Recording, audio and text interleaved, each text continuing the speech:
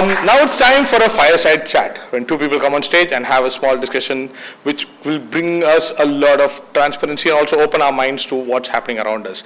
And this is about land and the people, rooting science journalism in indigenous context. So it's a pleasure and honor to welcome on stage Nidhi Jamwal and Vishesh Uppal.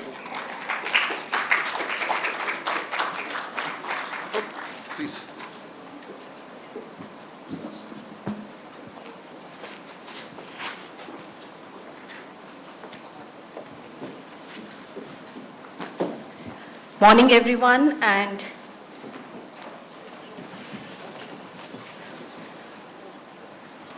morning, everyone. And after this amazing panel, let me assure you, we will have a lot more fireworks because we are going to take off from where the last panel discussion ended. And the topic of our fireside chat is land and people and how we root science journalism in Adivasi indigenous context. And it's very important because the last panel has given me so much masala for my own stories, because a lot of time when, as a journalist, I pitch stories to various media platforms, I am usually asked, do you have any scientific evidence, cited paper to support what the indigenous communities are doing or saying? And a lot of times, the information or the knowledge that we pick up from these indigenous communities is not really part of the formal science system.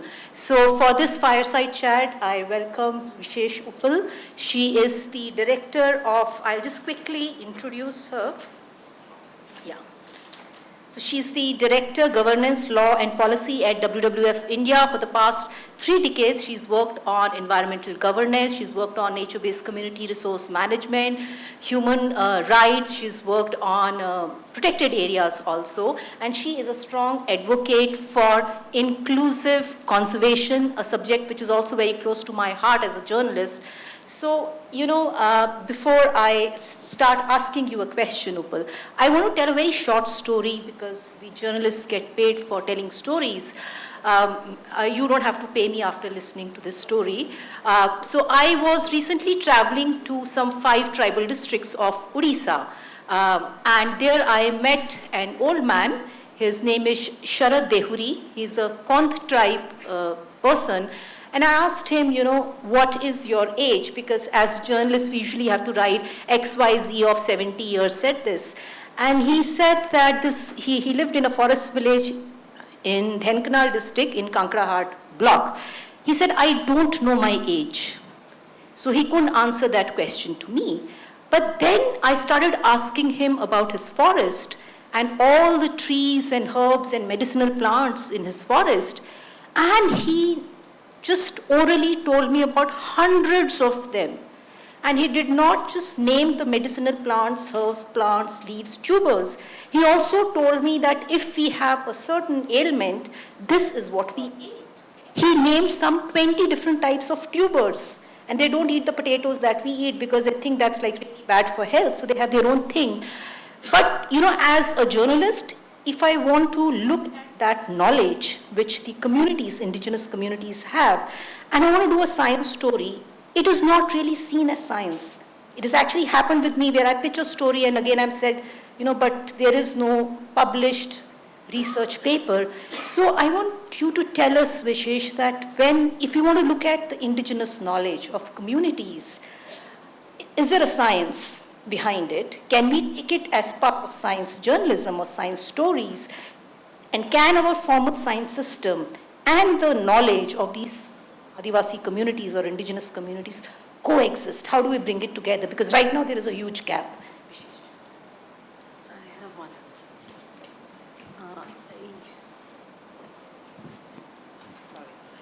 I think, So I think a very important question, Nidhi, and I think, yes, they can coexist and they should coexist. First is, the latter part of your question. And I think, yes, it is a very integral, the traditional knowledge is actually a science also. Yes, it may not be written, there may not be, enough papers published, but very clearly there is a science, because if you look at some global, there are some very good evidences and studies. If you look at the IBBES study, which is the international, the CBD science platform, which actually is now creating evidences. It very clearly says that all IPLC territories, like indigenous people territories, actually are, kind of repositories of biodiversity. Most of the key biodiversity areas are in that.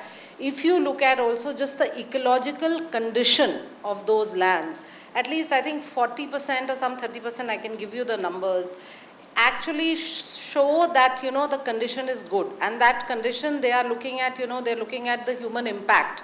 So basically, it's very clear that there is actually a much more slow decline of biodiversity in those areas wherever it's happening than what's happening in areas which are not, kind of used or accessed or held by indigenous people.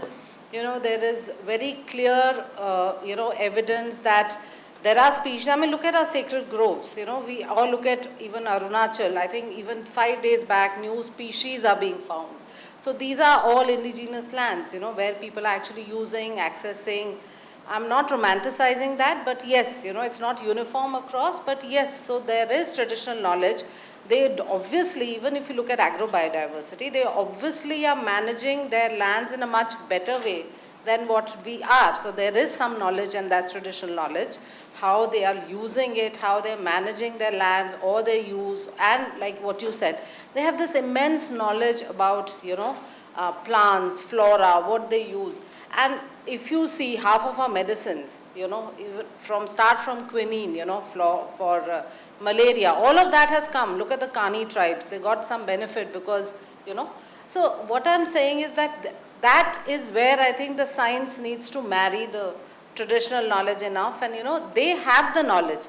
Now someone probably has to research and find that gene and then put it in a public domain, but there are now enough studies and evidences also. I think if you look at the tribal universities, whether it's Amarkantak or this Andhra, some of there also there are some papers, and there is also now looking at the whole climate change angle. That's very clearly, I think there's an EPW article which very clearly says that local community, local actions have to be integral for combating climate, changes and things like that. I don't think any of us, probably if we are given 1 acre or 1 bigha of land, can actually feed a family of 4 for even 6 months. A local community, a tribal person can do that. So obviously there is something, they have, which we don't, and we need to learn from them. Thank you so much for saying that, Vishesh. Because a lot of communities that I also meet, the indigenous communities, and they actually, like you said, 1 acre, somebody can just feed their family throughout the year. They just say that for 7 or 8 months in a year, they just depend on their forests for meeting all their needs. Now, you're speaking about, some people have started documenting this knowledge which Adivasi communities or indigenous communities have. But I've also met a lot of these people. There is a fear of this knowledge getting stolen. What graph we saw, that's like the formal science. And we have so much of fraud already happening in that space. So like I met a person from Tripura. It's a very young, some 25-year-old guy who's collected this 700, he's collected some 700 different types of, flora, fauna that's found in his forest, and how that can be used for, nutrition, health and other things. But he's not ready to share it, even with media, because there is this fear that whatever knowledge they have will be stolen. So at one level, we also want to digitize whatever knowledge is there, because right now it is all oral. But then there is also this fear of maybe even either companies taking it away or so many frauds happening. We've seen during COVID so much of people saying, okay, have a lot of giloy or have all these kadhas, and people actually destroyed their gut by all this. So how do you balance this thing where you also want to digitize, but you also want to ensure that equity, because you work on that? How do you maintain that? Actually, I think that's a very critical question you've raised, and it's actually at probably the right moment, because there are globally, if you look at the Convention on Biological Diversity, there is this whole huge discussion on how do you actually, because anything, biotech, biopharma, whatever, anything they do is linked to nature. I mean, that's what the argument is. And how do you actually ensure that benefits of those actually accrue to the custodians of biodiversity, if I can call IPs custodians. And so that for that, so it's like a, I mean, it's like a chicken and an egg kind of a thing. You have to document because unless you digitize, you document, you can't really prove that this was yours, right? And in fact, India has this whole TKDL library, the Traditional Knowledge Digital Library. They are digitizing it, they are kind of categorizing it, and of course it is not actually accessible to everyone. If I open it, I can't access it, for actually the right reasons, because everyone, it should not be like, free for all. But there is so much of stuff already in the public databases globally, which probably we can't trace and track back. But the fact is that, these kind of repositories of knowledge have to be created if in the longer term, I guess we want benefits to come. But that fear is there, and the fear is genuine, because a lot has happened. If you talk of equity, this one whole debate or this was that, look, even during Ebola, the viruses were provided for free from Africa, but then the African nations had to actually pay maybe 4 times to buy the vaccine. Could be true, could not be true, I'm not there to judge it, but I'm just saying similarly, so this whole lot of, this whole equity issue that, look, yes, the South maybe is the host of all this, we are providing you the genes or the information and the associated traditional knowledge. So providing, genetic resources is one thing, but also providing associated traditional knowledge. I think that's also something, because you often don't know what is used, from where, right? Because then once you have the traditional knowledge, then you do that further research, and then you kind of narrow down and kind of, use it, especially for medicines and things like that. But the fact is that then that, you actually don't get anything out of it, yeah? So that fear is genuine, but with this whole, I can say, tsunami of this, open sources, information, everything available. Now I think it's also mandatory for researchers that when you are doing a research and you want to publish your paper, you have to actually put up your sequences in those public databases. All of that is also there. So when that is there, then it's also important to digitize. But yes, with all the possible safeguards, and the data governance part is very crucial. There are many principles. There's there's care, I think there's trust, there's fair. So there are a lot of these data governance things. I think there is something even to help indigenous people. Now there's something called local context, which actually helps indigenous people to kind of document and safeguard. I think that's really critical, but I think it's kind of now probably unavoidable that and the fact, I think one should also say that if a community does not want to share, that also should be respected. Because after all, they have to give consent. It's their information, their data, what they want, what they don't want is something which needs to be respected. So that's also fine. But I think as we go along, I think more and more digitization will happen with whatever is available. Thanks, Vishesh. Now, because, WWF India also works a lot with communities. You have directly worked a lot with communities. And we, at least our experience as an environment journalist, is that it's mostly the areas where indigenous communities live. They are the ones where you have possibly the best forest, you have your water resources, you have biodiversity hotspots and everything. Can you tell us, any project that you worked on, and explain that if indigenous communities and their knowledge was made part of that project, how did that project and the results shaped up, and what special did the indigenous communities bring to the table for that project? And if you feel they were not involved, the results would have been very, very different. So, we have worked with multiple and diverse communities across the country. I can give you one or two examples. So, for example, in Changthang in Ladakh, we are actually working with the Changpas communities for visioning the rangelands. They are pastoralists, they have their own rangelands. How are they managing it? And see, these stresses are coming up. There is more human-wildlife conflict, there's more infrastructure, the whole international border situation. So, so their resources are also restricting. There is wildlife also, so how are they going to coexist? They were traditionally coexisting, but when these new kind of circumstances and climate change and so many other things. How are they going to coexist? What is their vision, for future? So the thing is, it's very important to build a common agenda, right? We may not agree on everything, but there has to be some basic common agenda and an inclusive decision-making process where actually the communities understand and vision that, look, in next 5 years, next 25 years, this is how we want our lands to be. Because after all, if that is going to be their prime occupation, if they are going to do pastoralism, then they need to manage those resources well, right? Because some maybe threats or some challenges are beyond their control, beyond anyone's control, for example.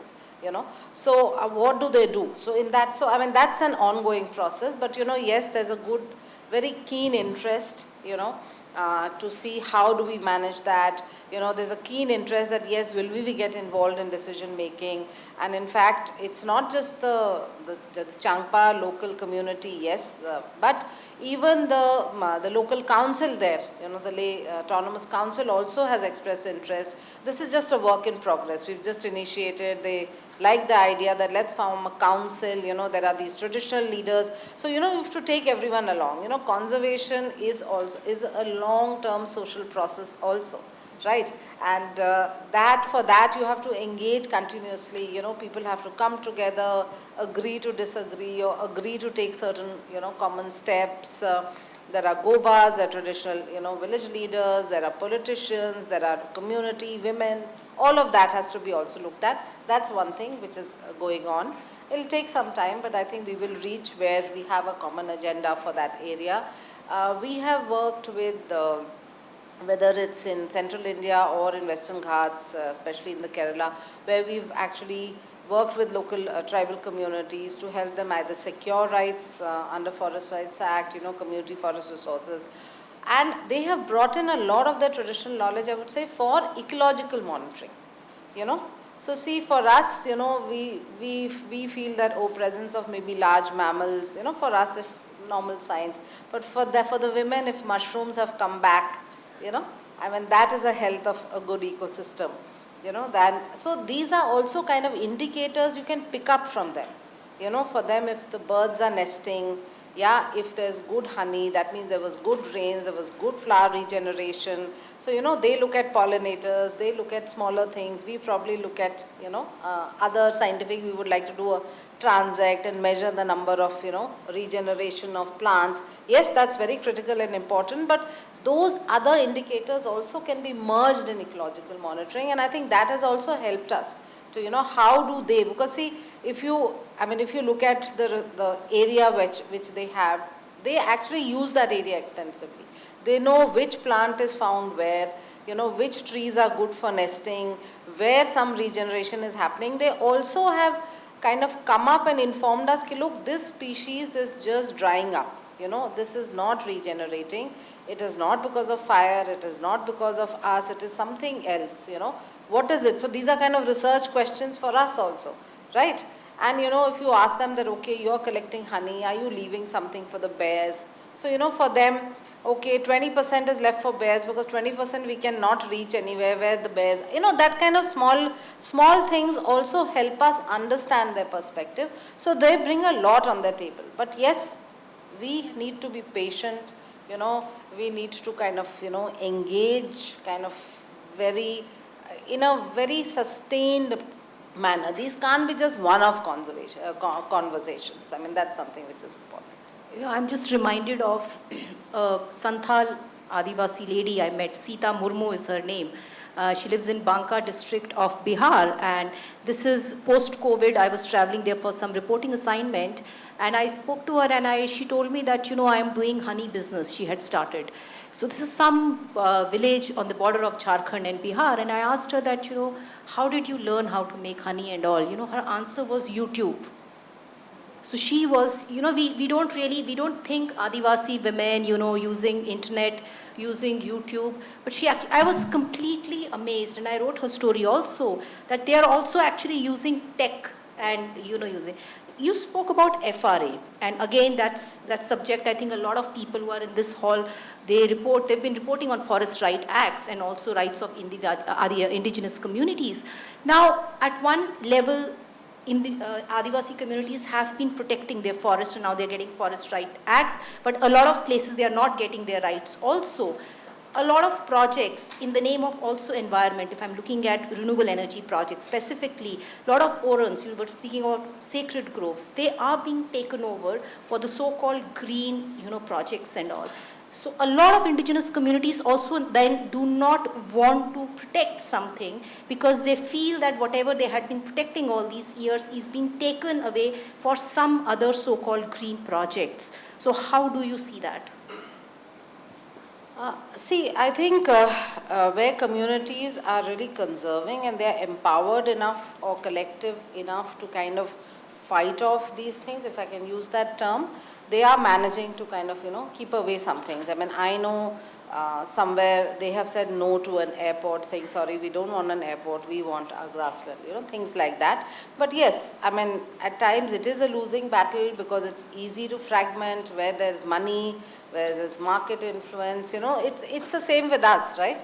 Right. So, I mean, the thing is, everyone has aspirations. So, so if a community, if the community gets split up, or if they have aspirations, or they are actually happy with the money, then, what can you do? But it's actually unfortunate because I think for us also, right now, if you look at it, the fact that ecosystem services are so essential. And so for wherever we get our ecosystem services or nature's free services, whether to breathe fresh air or to drink water or whatever it is, for these kind of projects, we are actually trying to make millions while losing billions, right? And that is something which has to kind of come up. So for us, I think here, this is where I would request you all that, build effective arguments against it. Because, right now a project which is coming up, whether it's a green project or whatever, it shows that, oh my God, so many jobs, so many this. But what about the ecosystem services we are going to lose? How are we going to get that back? I mean, those are finite. I mean, after all, your space is finite. So if something is providing you good services and those services are essential, even if today it may not feel essential, right? So how do we, do we talk about that? Because we are often, this whole cost benefit analysis is often in, very, what is very direct, you can see that, oh my God, so many number of jobs and this and that. But does anyone say that, look, that's a source of water, that place has been giving so much water, if this happens, then that's going to be impacted in the long run. So these are the kind of things which we need to do. I think that's where we need to support communities so that they have enough evidence and enough arguments to actually fight their case. No, and also it's also very frustrating sometimes for us, specifically if I look at the Great Nicobar project, and we have Rishika also here, she's been reporting on it for so long, and even when you're building this kind of case of saying that, ecosystem services or lands of indigenous people and all, but sometimes, there's so much of national interest or something like that, then it becomes very difficult for you to, oppose or write against it, because everything becomes like this is national, it's for the development, national security and all of that.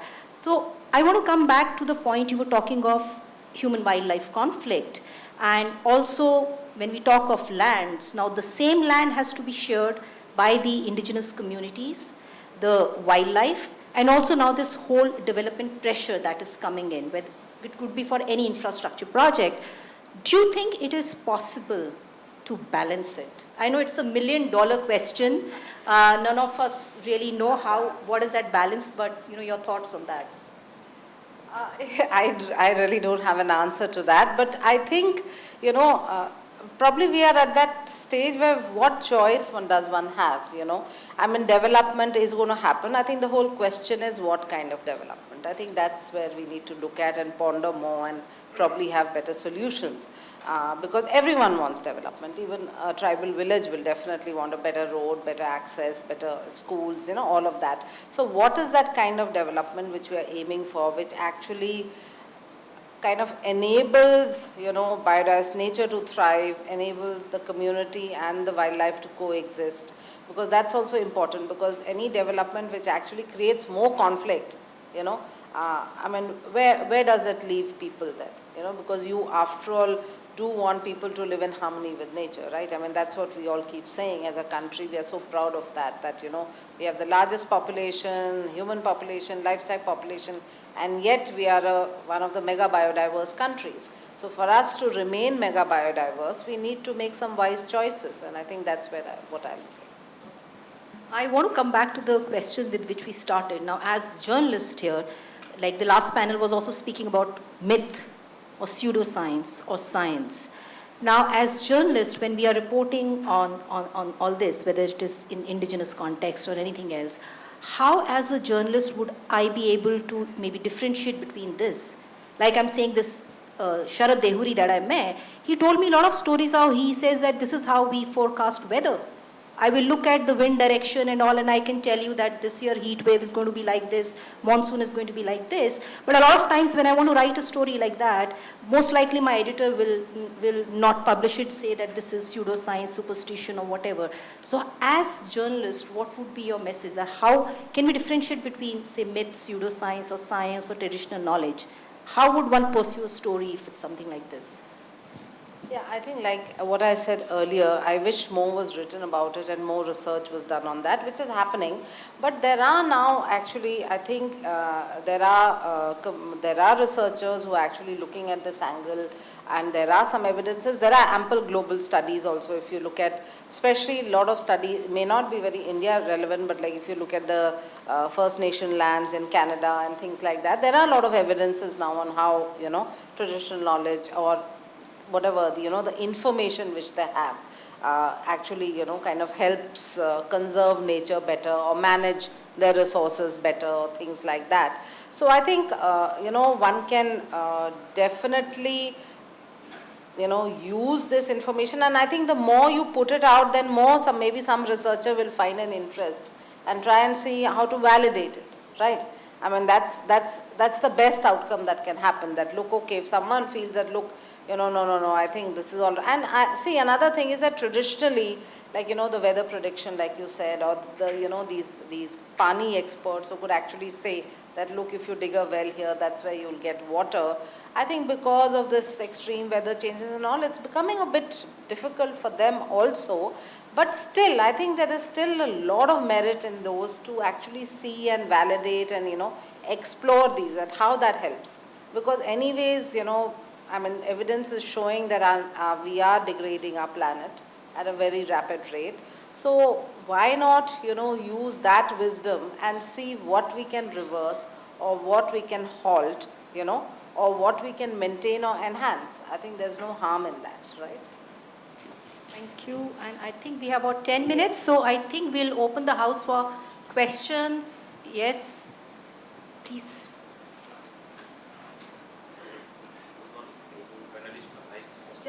Just 1 minute. Yes, go for it.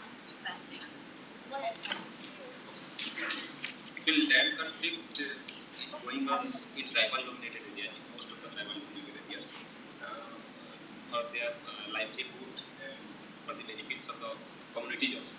But in most of the cases, development projects are coming and without thinking or without discussion, one-way traffic is going on and they are doing this project or something like that.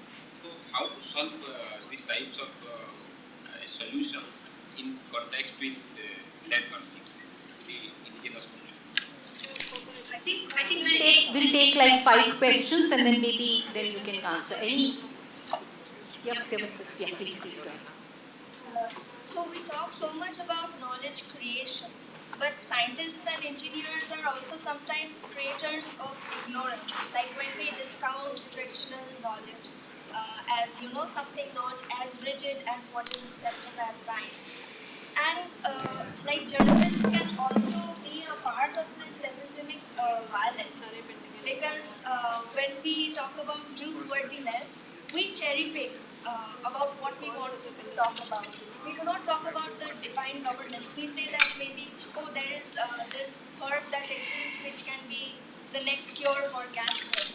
And by doing that, journalists are also kind of, you know, like suspect to creating this problem that scientists and engineers are already doing. And we have also seen that sometimes science journalism can, create. You talked about the Andaman and Nicobar Islands, for instance, and in the early 2000s, there was Professor Simran Singh. He was investigating how the relief that was being sent for the tsunami was actually creating very deep disturbances in the existing societal structure because it used to be matriarchal, but giving the relief to the male members was creating discord. So how can yeah how can journalists in their news reporting address this problem of epistemic violence? Yes, please. In terms of science and technology, you spoke about appropriation, how outsiders can come in and take that knowledge and they are, and indigenous people are afraid of that. Are there any models in which communities have been appropriately compensated or they have had a share in how that, how the indigenous knowledge has been? Sure. Yeah. So we have storytelling associated with elements of nature, like associating gods and goddesses with medicinal plants and all of that. So, as journalists and communicators, we are targeting such stories to increase interest in science, or trying to enhance some discoveries on particular medicinal plants and so on.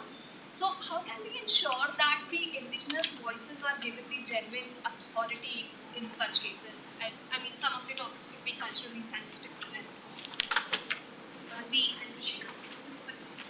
Similar to what the person asked, but as she said, I really appreciate the point that community should also be given the right to say no to sharing their knowledge, and also similar, adding to what she said, what is the status of benefit sharing with community? This is a topic that comes up in CBD every once in a while.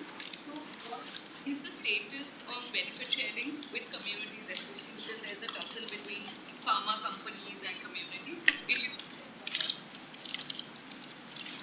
about medicinal herbs, so even in my reports, when I write that this community identifies this plant as a about medicinal herbs, so even in my reports, when I write that this community identifies this as a medicinal herb, I have a nagging feeling that maybe it is not a medicinal herb because we can't say. And what if it is harming the community's health in some way? So I do write it as a medicinal herb, as something that they identify as a herb, as a medicinal herb, but then I always don't know. And I think journalistic skepticism is a good thing in this way. So unless we are very sure, we shouldn't say that it is, and we shouldn't spread it even among the community and validate things that are not yet validated. So can someone elaborate a little more? Yes. Any questions from the back side? Am I missing anything? Yeah, please.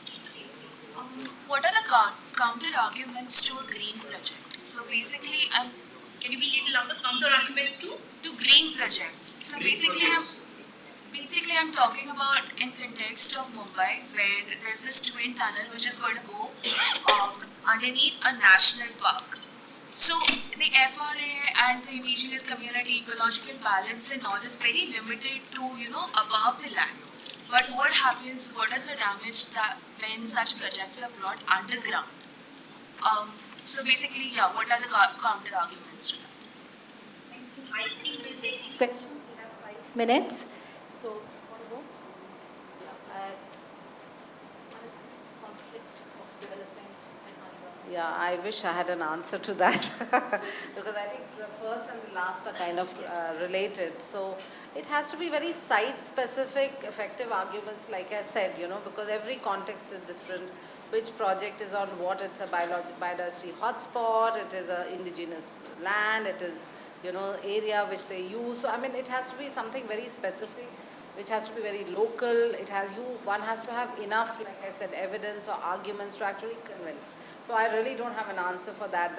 How can whatever development go or one way and all of that, because I don't think one can have any kind of a uniform or a single answer for that. So I would just let it rest there. The one was on benefit sharing. Yeah, so just the benefit sharing part, I know that if you look at the Kani tribe story, you know that they were using something which was then, kind of created a medicine out of it, and they got benefits. Recently, I know that from a BMC in Maharashtra, some soil samples and some microorganisms were collected, and that BMC has been given 67 lakhs. So it is a trickle, maybe probably for a country, or it is there, but it's very sporadic. So yes, and it's not just, everything doesn't have to be monetary, it can be a non-monetary benefit also. The recognition that they have actually saved a species or saved rice varieties. I mean, these are also good enough. I mean, if you look at the Amur falcon story, all of you know it, from, it's such an amazing behavior change by a community, and that has actually led to such appreciation. They may not have got real monetary award, but it's become their pride, right? And I think that also is actually a benefit in a way, that you have now suddenly woken up and realized that this community has actually, changed the habit overnight, and they've kind of now come forward and they're protecting a species. So like, if you look at the whole millet sister stories, I mean, millets were always there. Now suddenly millets are the happening thing. And so that's again, like, that was wise wisdom, knowledge of the tribes, that they would actually grow millets and eat millets, and now it's the food, that kind of stuff. Yeah. What was next? So, what you're saying, that you don't, sometimes they say it's a medicinal herb and you're not very confident of it. So, so these are things one can easily verify. There's a Botanical Survey of India, once you can just reach out to them, they can actually verify it for you. Because obviously the communities know the local name, they would not know a scientific name. So it is also, and in fact, I mean, it is a challenge. I mean, for us also, we were trying to look at the wild edibles. I mean, if you forget the medicinal harm, just the wild edibles, because every tribe has a different name for the same leaf probably, right? So it is difficult. But then, there are scientists available who will be very happy to help you to, to identify. So that extra step probably, as a journalist, you will have to take for that. Like I've already answered that. So that's it. Anything else? Yeah. Vishesh, I wanted to ask, there was a very explosive nature commentary last year that sort of brought this debate up again about the statistic that we all keep doing, especially in journalism. 80% of land, indigenous communities protect 80% of land. And it was heavily contested in that commentary. What is your opinion on that? And is there a way, is that an under-researched statistics? I think global, there has been it is always a broad kind of an assessment, right? So I would not get bother so much about the percentage. For me, I think wherever, like, I think also started with that, wherever there are forests, there are tribals, and those forests are in much better condition. And you can see, if you look at our tribal states, they are much more forested than any other state which doesn't have a tribal population. So for me, the fact that these tribal lands do have nature, do have biodiversity, and in fact, in some of those areas, we are still discovering new species, so I think that itself is of value, whether it's 80%, 90%, 70%, 60% doesn't matter, but these are repositories, right, in a way, and these are also climate refugias, if you see. Where will everyone go? I mean, these are the places where you will, actually find your maybe resources to kind of either for livelihoods or to mitigate your well-being or health or whatever it is, right?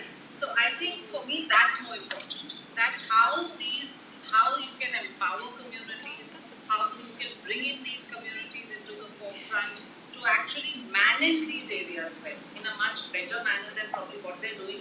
Or if they're doing excellent job, then they just support us and respect that and recognize that. I think that's also very important to respect and recognize what they are doing.